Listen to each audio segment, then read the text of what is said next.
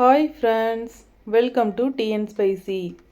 இன்றைக்கி நம்ம கிச்சனில் நல்லா ஒரு டேஸ்டியான சிம்பிளான ஒரு ஸ்வீட் ரெசிபி தான் பார்க்க போகிறோம். ஒரு கப் பொட்டுக்கடலை, ஒரு கப் பால் இருந்தால் போதும். ரொம்ப ஈஸியாக வீட்டிலையே ஸ்வீட் செஞ்சிடலாம். அதே மாதிரி டேஸ்ட்டும் சாப்பிட்றதுக்கு ரொம்பவே ரிச்சான ஃப்ளேவர்லேயே இருக்கும். இப்போ வாங்க இந்த ஸ்வீட் எப்படி செய்கிறதுன்னு பார்க்கலாம். வீடியோக்குள்ளே போகிறதுக்கு முன்னாடி நம்ம சேனலை இன்னும் யாரெல்லாம் சப்ஸ்கிரைப் பண்ணாமல் பார்க்குறீங்களோ மறக்காமல் சப்ஸ்கிரைப் பண்ணிக்கோங்க. கூடவே பக்கத்தில் இருக்க பெல் ஐக்கானில் ஆளுங்கிற ஆப்ஷனை மறக்காமல் கிளிக் பண்ணி வச்சுக்கோங்க. அப்போ தான் புது புது வீடியோஸ் உங்களுக்கு நோட்டிஃபிகேஷனில் வரும். இப்போ வாங்க எப்படி செய்கிறதுன்னு பார்க்கலாம்.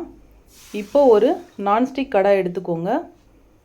ஒரு கப் அளவுக்கு பால் சேர்த்துருக்கேன். அதே ஒரு கப் அளவுக்கு பொட்டுக்கடலை எடுத்துக்கலாம்.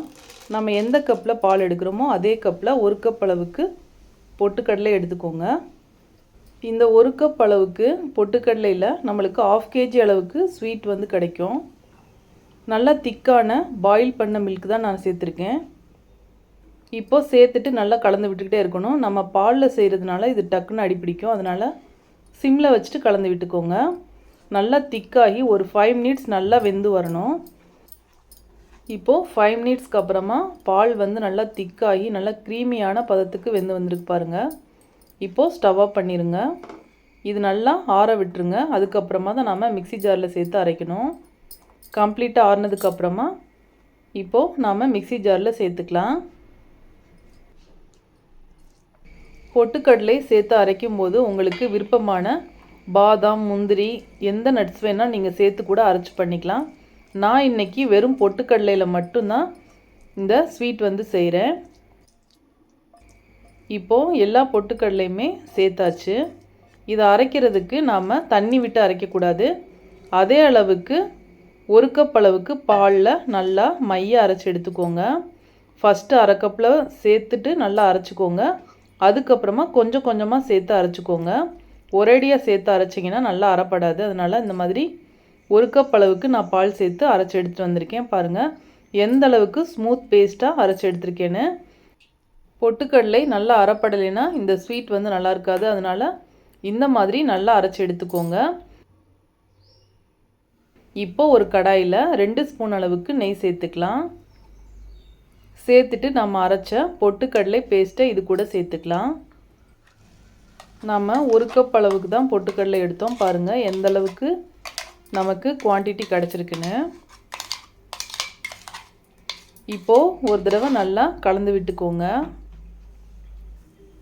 சிம்மில் வச்சுட்டு கலந்து விட்டுக்கோங்க. நம்ம பால் சேர்த்து தான் இந்த ஸ்வீட் செய்கிறோம். அதனால் சிம்மில் வச்சுட்டு கலந்து விட்டுக்கோங்க. டக்குன்னு அடி பிடிச்சிடும். கைவிடாமல் கலந்து விட்டுக்கிட்டே இருக்கணும். டக்குன்னு இது கெட்டித்தன்மை ஆயிரும். பாருங்கள் ஒரு பால்கோவா பதத்துக்கு நம்மளுக்கு கிடச்சிருக்கு. இப்போது திரும்பவும் ஒரு 2 ஸ்பூன் அளவுக்கு நெய் சேர்த்துக்கலாம். நெய் உங்களுக்கு ஆப்ஷனல். உங்களுக்கு சேர்க்க விருப்பம்னா சேர்த்துக்கலாம். இல்லைன்னா ரீஃபைண்ட் ஆயில் கூட நீங்கள் 2 ஸ்பூன் அளவுக்கு சேர்த்துட்டு மிக்ஸ் பண்ணிக்கலாம். நெய் சேர்த்து பண்ணும்போது ஃப்ளேவர் நல்லா கிடைக்கும். அதனால தான் நம்ம நெய் சேர்த்து இந்த ஸ்வீட் செய்கிறோம். உங்களுக்கு நெய் சேர்க்க விருப்பம் இல்லைன்னா நீங்கள் ரீஃபைண்ட் ஆயிலில் சேர்த்துக்கோங்க. இப்போது அதே கப்பில் ஒரு கப் அளவுக்கு ப்ரௌன் சுகர் எடுத்திருக்கேன். இதை சேர்த்துக்கலாம். உங்களுக்கு ப்ரௌன் சுகர் இல்லைன்னா வெல்லம் கூட சேர்த்துக்கலாம். அப்படி இல்லைன்னா உங்களுக்கு ஒயிட் சுகர் தான் பிடிக்குன்னா ஒயிட் சுகர் கூட நீங்கள் சேர்த்து பண்ணிக்கலாம். ஆனால் நம்ம ப்ரௌன் சுகர் சேர்த்து பண்ணும்போது டேஸ்ட் இன்னும் சூப்பராகவே இருக்கும். இப்போது நல்லா கைவிடாமல் கலந்து விட்டுக்கோங்க. நாம் ஸ்வீட் சேர்த்ததுக்கப்புறமா இது நல்லா இலக்கமாகி வரும். நல்லா சிம்மில் வச்சுட்டு கலந்துக்கோங்க. இது கூடவே 1/4 டீஸ்பூன் அளவுக்கு ஏலக்காய் தூள் சேர்த்துக்கலாம். சேர்த்துட்டு நல்லா மிக்ஸ் பண்ணி விட்டுக்கோங்க.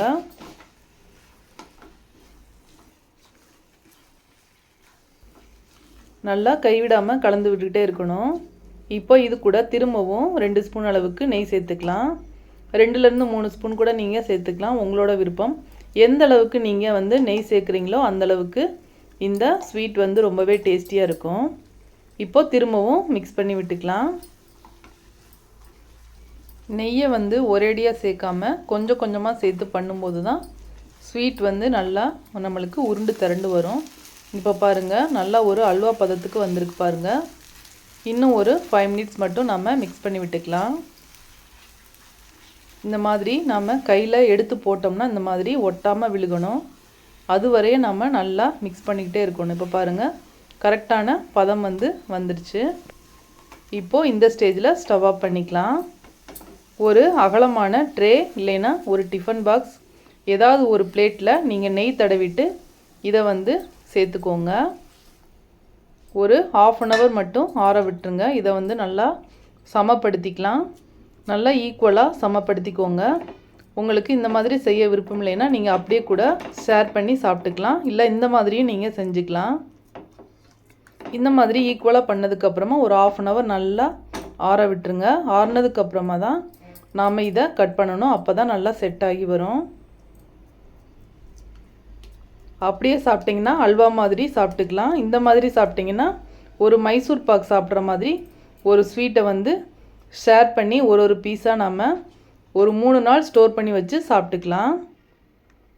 இந்த மாதிரி உங்களுக்கு எந்த ஷேப் தேவையோ அந்த ஷேப்பில் நீங்கள் இந்த மாதிரி கட் பண்ணிக்கலாம். நான் ஸ்கொயர் ஷேப்பில் கட் பண்ணி காமிக்கிறேன்.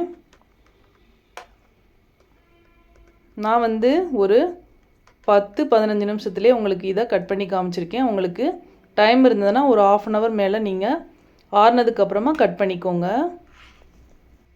திடீர்னு உங்கள் வீட்டுக்கு கெஸ்ட்டு வந்தால் கூட இந்த ஸ்வீட்டை நீங்கள் ஈஸியாக செஞ்சு முடிச்சிடலாம். அதே மாதிரி வீட்டில் எப்போவுமே நம்ம சட்னி அரைக்கிறதுக்காக பொட்டுக்கடலை எப்போவுமே நம்ம வீட்டில் இருக்கும். அதனால் மிஸ் பண்ணாமல் இந்த ரெசிபியை ட்ரை பண்ணி பாருங்கள். ட்ரை பண்ணி பார்த்துட்டு எப்படி இருந்ததுன்னு நம்ம டிஎன் ஸ்பைசி சேனலுக்கு மறக்காமல் கமெண்ட் பண்ணுங்கள். இந்த ஸ்வீட் ரெசிபி உங்களுக்கு ரொம்பவே பிடிச்சிருக்குன்னு நினைக்கிறேன். பிடிச்சிருந்தா நம்ம சேனலை லைக் பண்ணி சப்ஸ்கிரைப் பண்ணிக்கோங்க.